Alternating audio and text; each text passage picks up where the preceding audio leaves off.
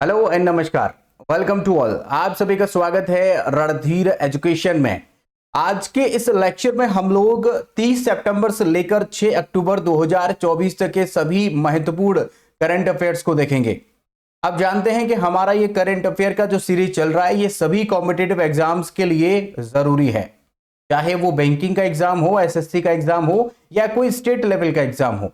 सभी में current affair पूछा जाता है और उसी करंट अफेयर को हमने महत्वपूर्ण समझते हुए पिछले 7 दिनों के करंट अफेयर यहां पर कवर किए हैं। ठीक है, और इसका जो पीडीएफ है वो आपको हमारे टेलीग्राम चैनल पर मिल जाएगा। यदि अभी तक आप टेलीग्राम चैनल से नहीं जुड़े हैं तो डिस्क्रिप्शन में हमने लिंक दे दिया है, उससे जुड़ जाइएगा और फ्री ऑफ कॉस्ट इसका पीडीएफ कलेक्ट कर लीजिएगा। पीडीएफ जो रहेगा वो हिंदी और अंग्रेजी दोनों में रहेगा और क्विज फॉर्म में रहेगा। चलिए शुरू करते हैं आज का ये लेक्चर और जानते हैं पिछले महत्वपूर्ण प्रश्न। सबसे पहले हम जानेंगे क्वेश्चन ऑफ द वीक क्या है हमारा। अगर आप हमें रेगुलर फॉलो करते आए हैं तो इस प्रश्न का आंसर आप बहुत आसानी से कर सकते हैं। आज का हमारा क्वेश्चन ऑफ द वीक है और देखिएगा प्रश्न है हमारा, अंडमान और निकोबार के केंद्र शासित प्रदेशों की राजधानी जो कि पहले पोर्ट ब्लेयर के नाम से जानी जाती थी, इसका नाम बदल दिया गया है। आपको बताना है कमेंट करके कि वो नाम अब क्या हुआ है। आप लिखिएगा क्वेश्चन ऑफ द वीक, जो भी आपको आंसर लगता है। जैसे ऑप्शन ए है श्री विजयपुरम, ऑप्शन बी है सुभाष नगर, ऑप्शन सी है जीत नगर और ऑप्शन डी है रामनगर। जो भी आपको आंसर लगता है तो कमेंट जरूर करिएगा और बने रहिएगा लास्ट तक। लास्ट में हम आपको इसका पीडीएफ जरूर प्रोवाइड कराएंगे। चलिए शुरू करते हैं और देखते हैं पहला प्रश्न हमारा क्या है। पर्यटन मंत्रालय द्वारा सर्वश्रेष्ठ पर्यटन ग्राम प्रतियोगिता 2024 में 8 श्रेणियों में कितने गांवों को पुरस्कार से सम्मानित किया गया है। दरअसल ये इस बार नया शुरू किया गया है और इसमें पर्यटन मंत्रालय जो है वो टूरिज्म को बढ़ावा देने के लिए, यानी जो पर्यटन है उसको बढ़ावा देने के लिए 8 श्रेणियों में गांव को ये क्या देता है, प्रतियोगिता में ये पुरस्कार देता है। तो ऐसे टोटल जो गांव हैं वो इस बार 36 है। ठीक है, और 8 श्रेणियों में ये दिया जाता है। ठीक है, आपको अगर याद रखना हो कि इसमें से कोई इंपोर्टेंट है तो यूपी में यदि आप रहते हैं तो यूपी स्पेशल के लिए बन सकता है। यूपी का है, विरासत श्रेणी में मिला है और उस गांव का नाम है ये आपका पुरा महादेव। पुरा महादेव गांव को हमारे यूपी का गांव है, इसे यहां पर जो विरासत प्रतियोगिता है उसकी श्रेणी कैटेगरी में मिला है। टोटल अगर प्रश्न में आंसर की बात करें तो टोटल हमारा 36 विलेजेस रहेंगे। अगला प्रश्न देखिए, सितंबर 2024 में तूफान हेलेन ने किस देश को प्रभावित किया है। यानी आपको यह बताना है कि अभी सितंबर में जो आया तूफान है उसका नाम था हेलेन, तो हेलेन ने किसे प्रभावित किया है। तो यहां पर आपसे प्रश्न पूछा जा रहा है हेलेन के बारे में। दोनों ही बातें पूछ सकता है एग्जाम में, या तो आपसे देश पूछेगा या फिर पूछेगा कि उस देश में कौन सा तूफान आया था। तो तूफान है जिसे प्रभावित किया है अमेरिका, यानी यूएसए को प्रभावित किया गया है इसके। नेक्स्ट प्रश्न देखते हैं, मुडा घोटाला मामला किस राज्य से संबंधित है। मुडा घोटाला ये जो है इसको MUDA बोलते हैं, मुडा स्कैम। तो पहले इसका आंसर लेते हैं। आंसर है हमारा बी, कर्नाटका। अब इसके बारे में जाने कि मुडा क्या है, तो M फॉर है मैसूर, U फॉर है urban, Mysore urban development authority. ये जो अथॉरिटी है वहां के कर्नाटका के मुख्यमंत्री, और कर्नाटका के जो मुख्यमंत्री है वो है सिद्धरमैया के द्वारा जांच, सिद्धरमैया के विरोध में यहां पर कर्नाटका हाई कोर्ट ने उनके खिलाफ यहां पर जांच के आदेश, सिद्धरमैया के द्वारा कोई स्कैम किया गया है उसकी जांच की जा रही है। तो पहली बात कि वहां के सीएम का नाम क्या है, तो याद रखेंगे सिद्धरमैया है। और कर्नाटका में ये जो मुडा स्कैम है ये हुआ है, इसकी जांच की जा रही है, ऐसा कोर्ट ने आदेश दिया है। तो हमने यहां पर प्रश्न भी ले लिया है और आंसर भी आपको दे दिया है। वैसे अगर आपको बताएं कि ये जो अथॉरिटी है इसमें मामला क्या है, तो भूमि आवंटन का मामला है, जिसके विरोध में यहां पर इनके विरुद्ध कार्रवाई के आदेश दिए गए हैं और जांच इनके विरुद्ध बिठाई गई है। अगला प्रश्न देखते हैं, रेलवे बचाव सेवा। भारतीय रेलवे ने रेल दुर्घटनाओं के बाद बचाव कार्यों के लिए कौन सी नई टीम बनाई है? होता क्या है कि जब भी कोई ट्रेन या तो टनल से निकलती है, पहाड़ी इलाके से निकलती है, उस केस में वहां पर यदि दुर्घटनाएं होती हैं तो वहां दुर्घटनाओं से राहत बचाव चलाने के लिए बहुत वेट करना पड़ता है, बहुत इंतजार करना पड़ता है। इसीलिए हमारे यहां पर रेलवे के द्वारा एक नया, जिसको हम रेल गार्ड स्क्वाड कहते हैं, रेलवे रक्षक दल की स्थापना की गई है, ये टीम बनाई गई है। दरअसल टीम जो है, जब भी कोई एक्सीडेंट होगा तो राहत बचाव कार्यक्रम में ये मदद करेंगी। ये जो पहाड़ों पर ट्रेन चलती है या फिर जो टनल है उसको क्रॉस करती हैं, या फॉरेस्ट जो घने जंगल हैं वहां से कोई रेल निकलती है, तो वहां पर यदि कोई दुर्घटना होती है उसमें राहत बचाव को रैपिड यानी तेजी से करवाने के लिए ये बनाया गया है रेलवे रक्षक दल यानी rail guard squad.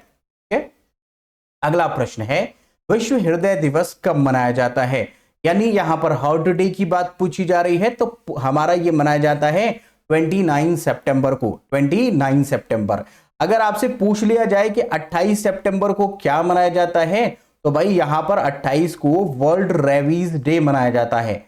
World rabies day, जो कुत्ते के काटने से हो जाता है ना, वही वर्ल्ड रेबीज, उससे जागरूक करने के लिए वर्ल्ड रेबीज डे 28 सितंबर और 29 को वर्ल्ड हार्ट डे मनाया जाता है। क्वेश्चन नंबर 6 है, 7वें राष्ट्रीय फिल्म पुरस्कारों में दादा साहेब फाल्के पुरस्कार से किसे सम्मानित किया गया है? ये पुरस्कार जो मिला है, अवार्ड जो मिला है 70वें राष्ट्रीय फिल्म पुरस्कारों में, दादा साहेब जो होता है वो लाइफ टाइम अचीवमेंट के लिए होता है, और इस बार जो बांटा गया है वो है 54वां। तो 54वां इस बार बांटा गया है और वो मिला है मिथुन चक्रवर्ती को। तो मिथुन चक्रवर्ती के बारे में तो आप सब लोग जानते ही होंगे। अब खास बातें क्या, तो 54वां नंबर, 54वां नंबर जो है वो मिथुन का हो गया, मिथुन चक्रवर्ती।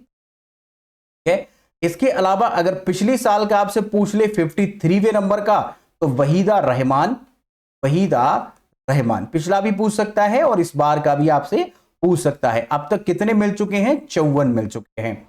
अगर बात करें कि कितने प्रकार का इसमें ये दादा साहेब फाल्के पुरस्कार है वो कौन कौन बांटता है, तो 2 टाइप के ये होते हैं। एक तो दादा साहेब फाल्के फाउंडेशन बांटती है, दादा साहेब फाल्के फाउंडेशन, ठीक है, फाल्के फाउंडेशन बांटती है, ये एक प्राइवेट संस्था है। और एक हमारी जो सेंट्रल गवर्नमेंट है, इंडियन गवर्नमेंट बांटती है। तो ये वाला जो है वो इंडियन गवर्नमेंट के द्वारा दिया जा रहा है। इसकी शुरुआत 1969 में हुई थी। पॉइंट आपको सारे याद रखने हैं। 1969 में दादा साहिब फाल्के पुरस्कार की शुरुआत हुई और तब से अब तक 54 लोगों को बांटे जा चुके हैं। अब आपसे यह भी पूछ सकता है कि पहला जो दादा साहिब फाल्के पुरस्कार मिला वो किसे मिला, तो देविका रानी को सबसे पहली बार मिला था, देविका रानी को। और फिलहाल जो मिला है वो मिथुन चक्रवर्ती को मिला है और ये नंबर हमारा है 54। ये सब बातें आप ध्यान रखें।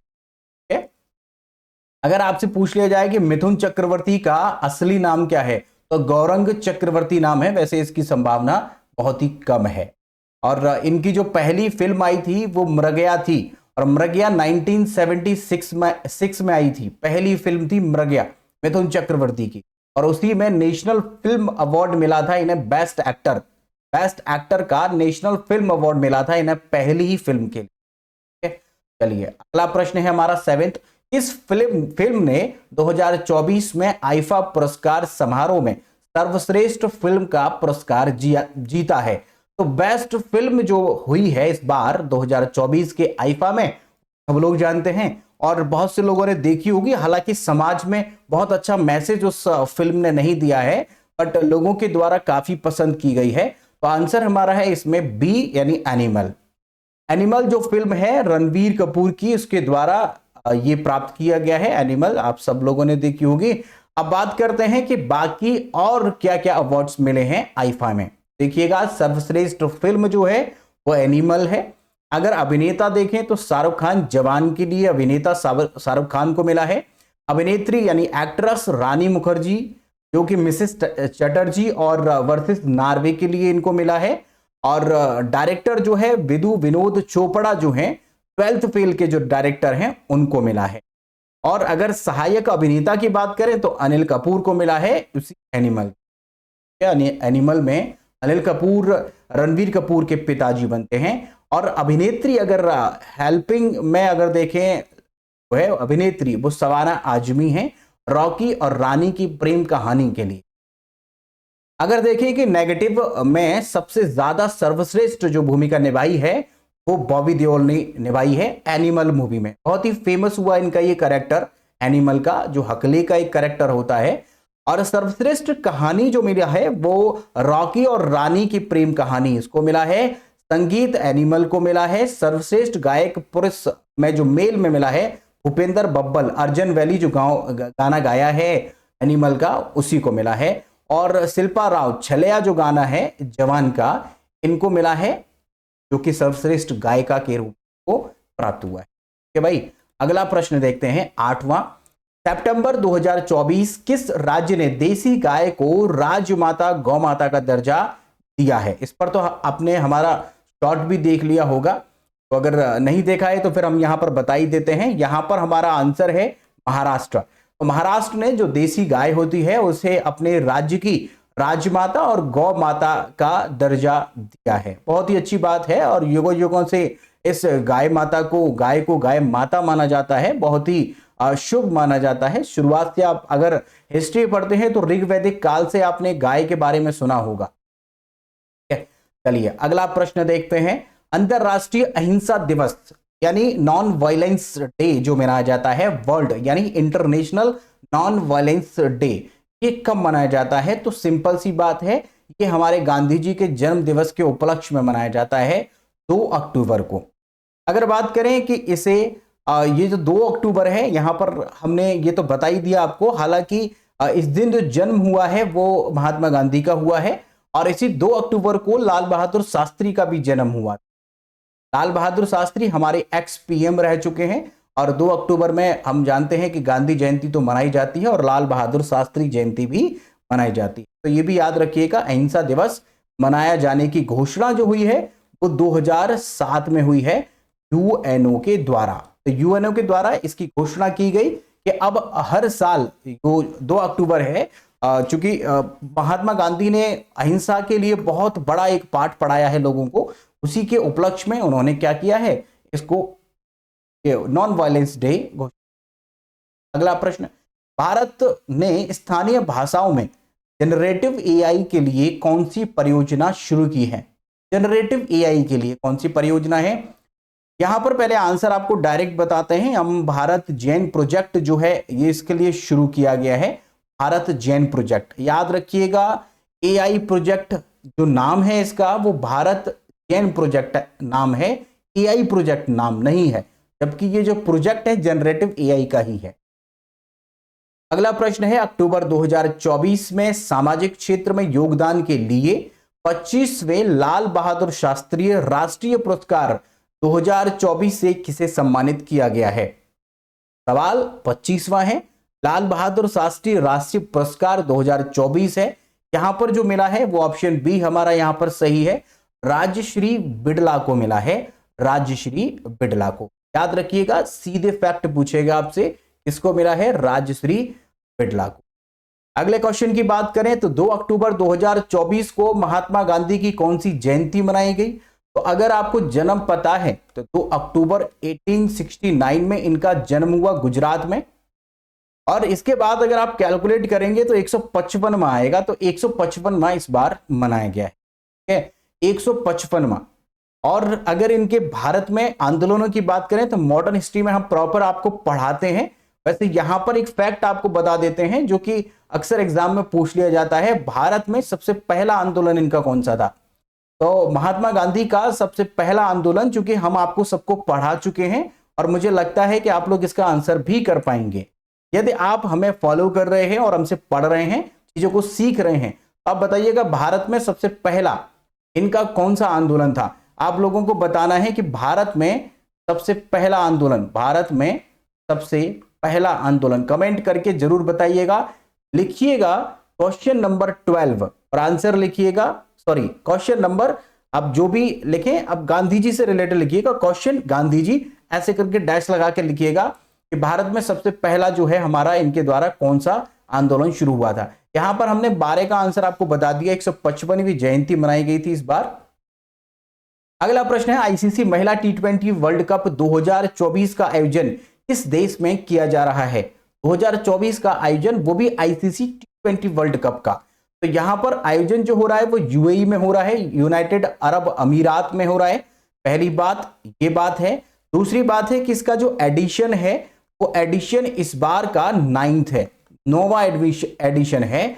और अगर बात करें टोटल टीम जो रहेंगी वो 10 टीम रहेंगी और ये 3 अक्टूबर से शुरू हो गया है और ये चलेगा 20 अक्टूबर। ठीक है, फाइनल आपको पता चल जाएगा कौन जीत। ठीक, अगला प्रश्न, कौन सा देश सबसे पहले खो खो विश्व कप की मेजबानी करेगा? खो खो विश्व कप की मेजबानी कौन करेगा? तो आप जानते हैं बचपन में आप लोगों ने खो खो जरूर खेला होगा, भारत में बड़ा ही लोकप्रिय है और भारत ही इसकी मेजबानी कर रहा है। और याद रखें, पहला है देश, पहले खो खो विश्व कप की मेजबानी कर रहा है, पहली बार विश्व कप होगा खो खो का। ऐसे प्रश्न ज्यादा इंपॉर्टेंट होते हैं। क्लाउडिया शिवनाम या फिर क्लाउडिया शिनवाम ने किस देश की महिला राष्ट्रपति के रूप में शपथ ली है? महिला राष्ट्रपति है, बहुत बड़ी बात नहीं है, लेकिन यहां पर प्रश्न है पहली, तो उस देश की पहली महिला राष्ट्रपति हैं। तो पहली महिला राष्ट्रपति जो बनी है वो मैक्सिको की बनी है, उनका नाम है क्लाउडिया शिनबाम। यहां पर हमने आंसर तो ले लिया, अब आपको लोकेशन एक बार इसकी दिखा देते हैं।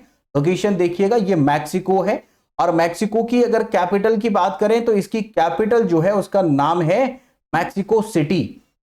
मैक्सिको सिटी इसका कैपिटल है। अगला प्रश्न 16th, महात्मा गांधी की जयंती 155वीं जयंती पर किस राज्य में देश के पहले बापू टावर का उद्घाटन किया गया है?